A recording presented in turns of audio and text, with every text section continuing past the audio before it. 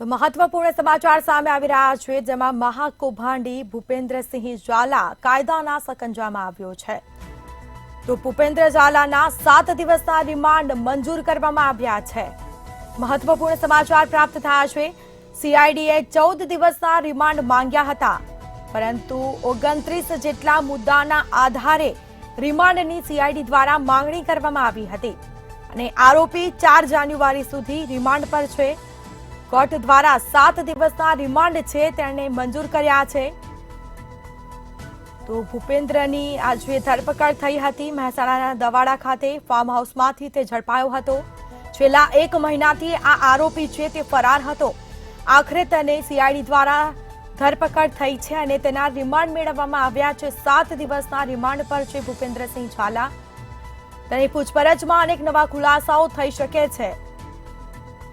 હજી પણ સીઆઈડીનો ક્રાઇમ દ્વારા જે તપાસ છે તે યથાવત રાખવામાં આવી છે. અલગ અલગ દિશાઓમાં તપાસનો તોડ છે તે યથાવત રખાયો છે.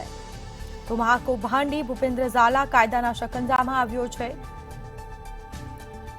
જેમાં બીઝેડ પોન્જી સ્કીમની લોકોને લાલચ આપવામાં આવતી હતી.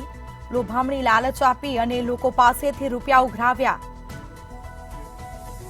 તો અલગ અલગ જિલ્લાઓમાં તેની ઓફિસો હતી અને ઓફિસોમાં એજન્ટો રાખવામાં આવ્યા હતા.